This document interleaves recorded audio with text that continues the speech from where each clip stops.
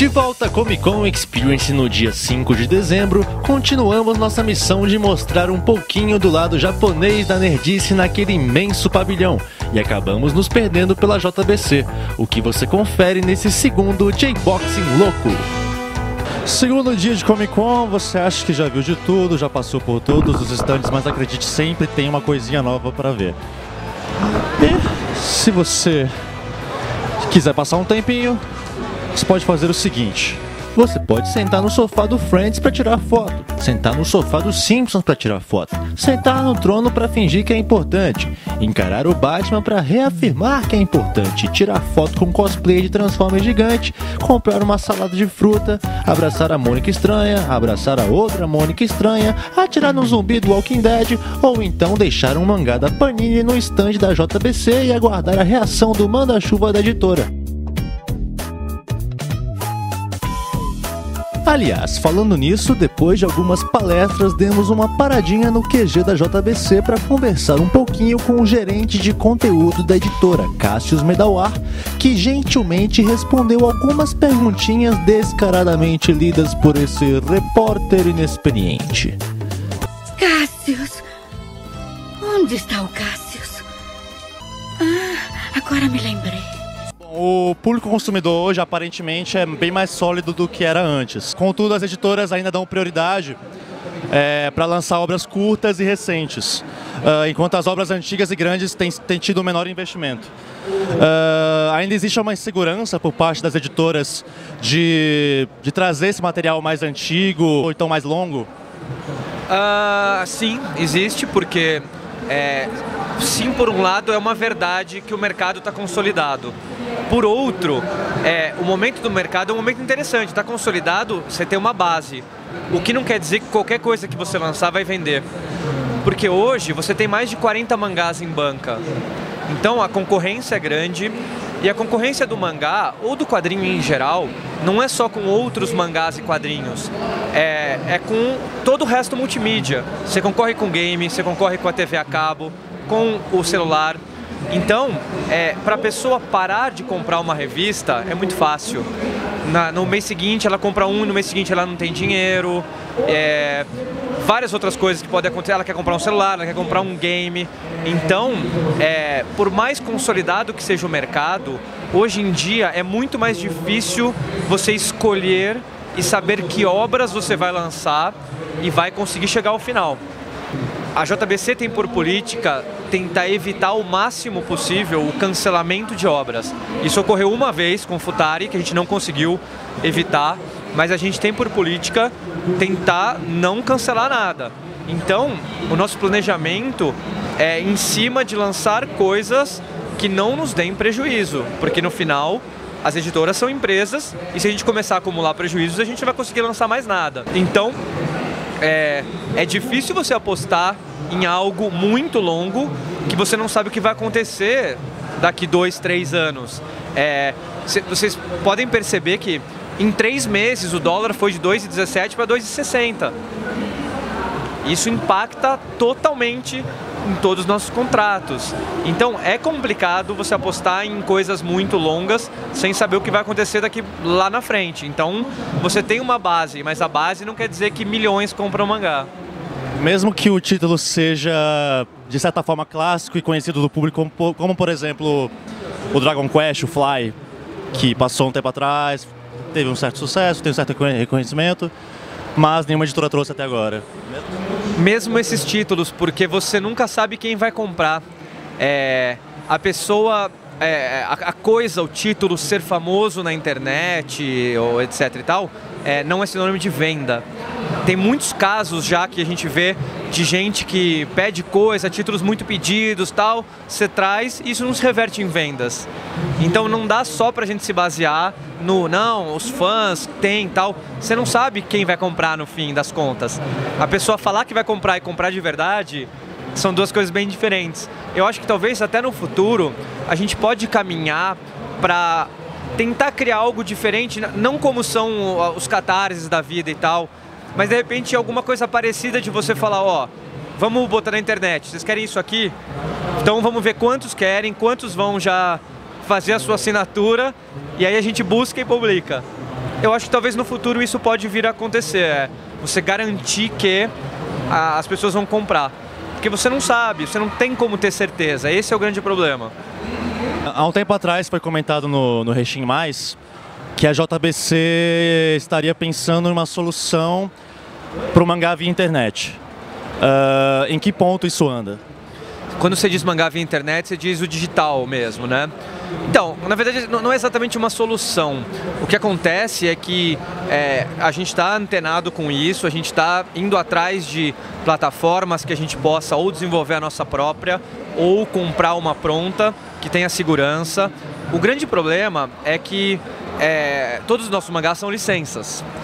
E é muito difícil negociar esse tipo de coisa com os japoneses, porque eles têm muito medo de pirataria e etc e tal. Aí as pessoas falam, mas os Estados Unidos sai e tal. Nunca se pode comparar nada com os Estados Unidos. O que os Estados Unidos quiser, os Estados Unidos vai fazer. O Japão adora, o mercado é gigante e as coisas acontecem muito mais fácil lá. Com a gente, no Brasil e outros mercados menores, eles têm uma resistência a tudo.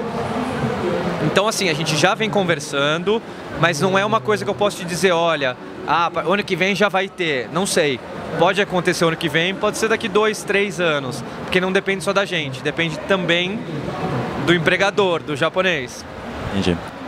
Na antiga gestão, a editora retomou um título que havia sido cancelado por outra editora, no caso o Evangelion. Inclusive, concluindo no mesmo formato que a editora vinha trazendo. E um outro tanco.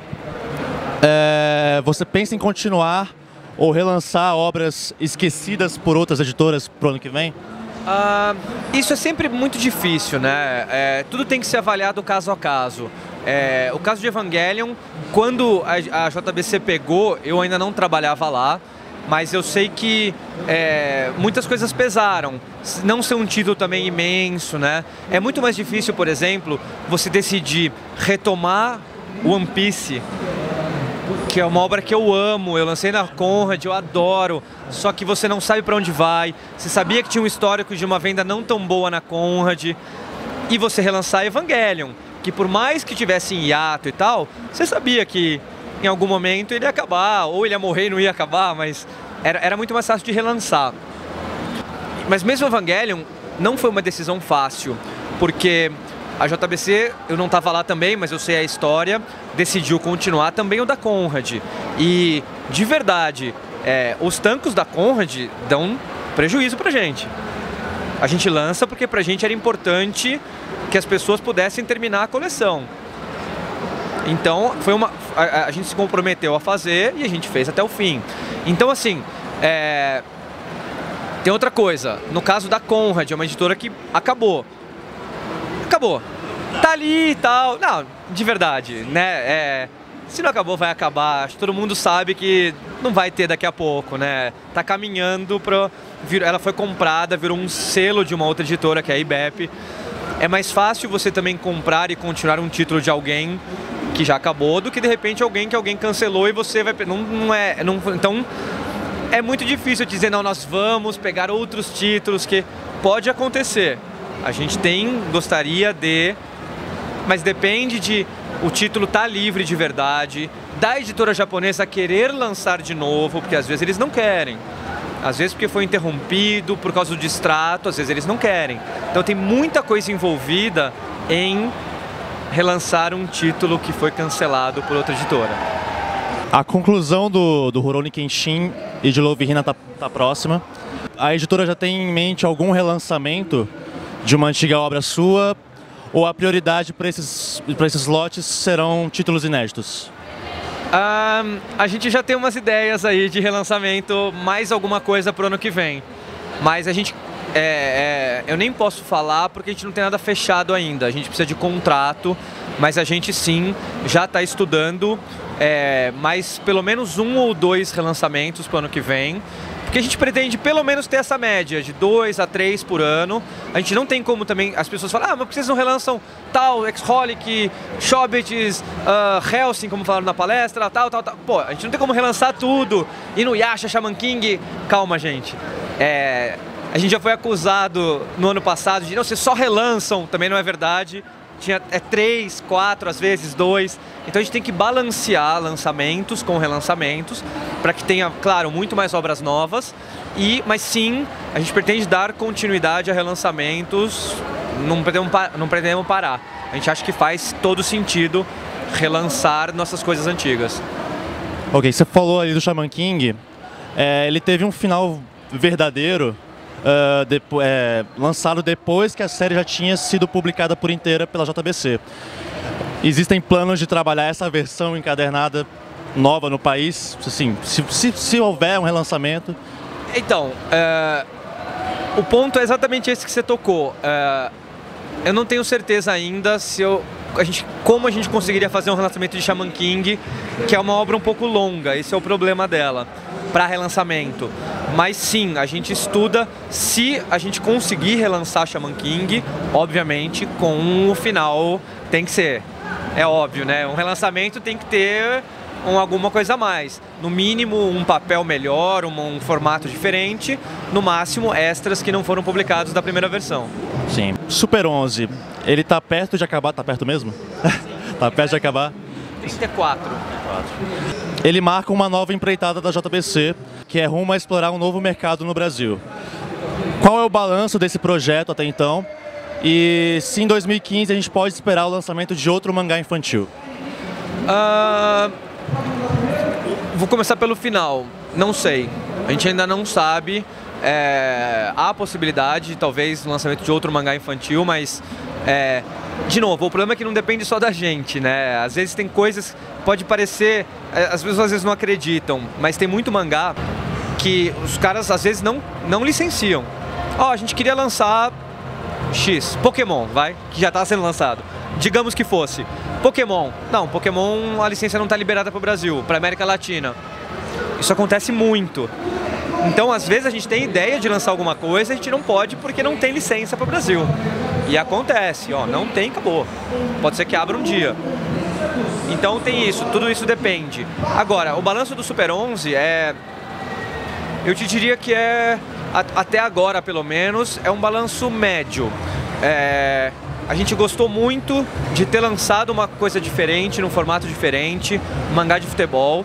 A gente alcançou uma base de fãs legal, mas não foi um mega sucesso de vendas. Então a gente está analisando o projeto, a gente quer esperar que ele acabe para analisar ele como um todo. Mas longe de ser um fracasso, né? Também não foi um fracasso, também não. Senão imagina a gente aguentar 34 volumes ali, né? Foi legal, foi médio. A JBC pensa em trabalhar com outros mercados relacionados ao Japão, como, por exemplo, agir como uma distribuidora de animes, como a Viz faz lá fora, ou o objetivo é continuar focando os esforços apenas em mangá? Não, apenas em mangá. A gente não tem a pretensão de trabalhar com animes nem nada. Claro que a gente trabalha com outras coisas, né? A gente tem uma revista de culinária japonesa, a gente tem o portal Made in Japan, a gente está lançando um selo novo de quadrinhos nacionais, o Ink Comics, que teve o Henshin mangá com autores nacionais.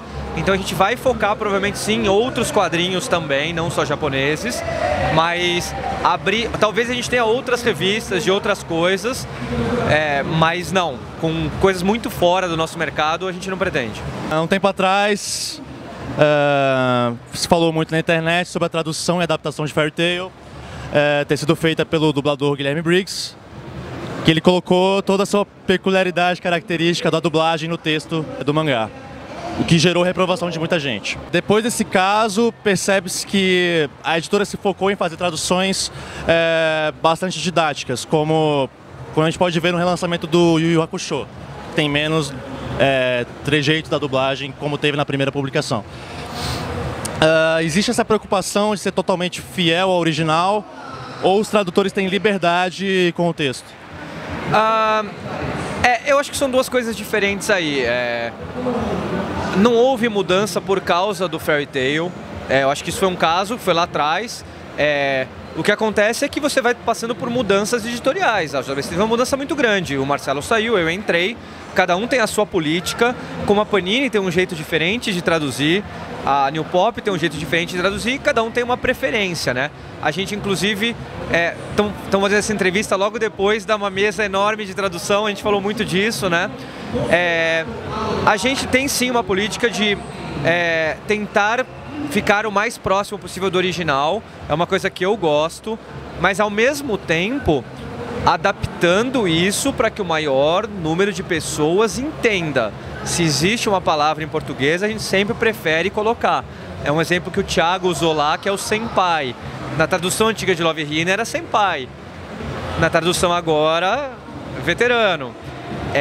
Nenhuma das duas é errada. Eu gosto do senpai também. Eu só acredito que você tem uma palavra em português e que é usada. Então, se você pode usar, você vai atingir um número maior de pessoas do que só o fandom. E a gente gostaria que qualquer um que pegue o mangá na banca e leia, entenda.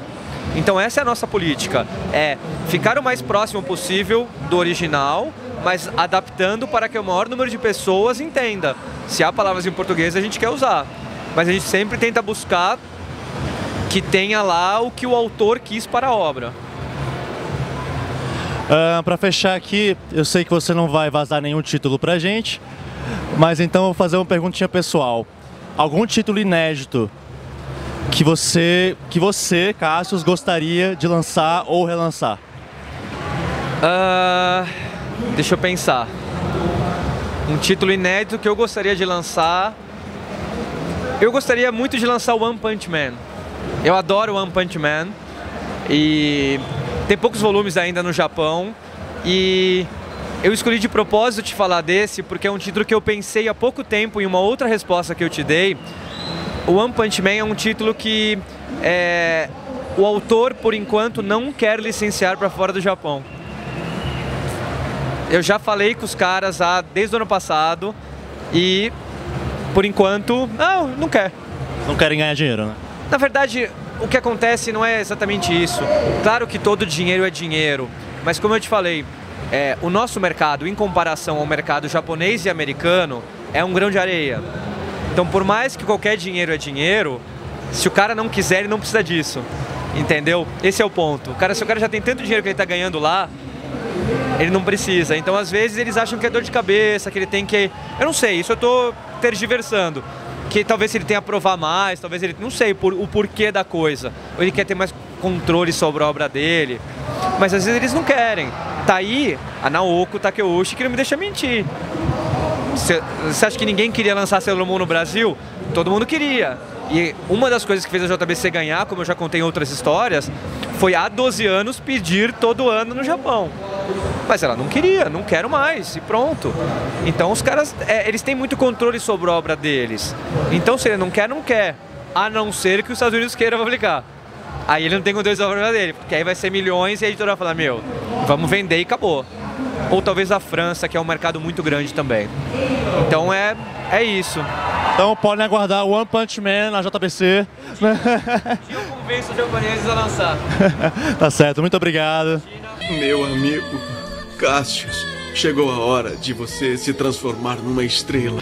Como o vídeo foi além do tempo que planejamos, deixamos a conclusão desse segundo dia para uma segunda parte, onde você confere, entre uma peculiaridade e outra, um papo com os autores de Starmind, uma das obras vencedoras do Brasil Mangá Awards. Se gostou, curte aí, se inscreve no canal para dar aquela força e aguarde o próximo vídeo. Até semana que vem!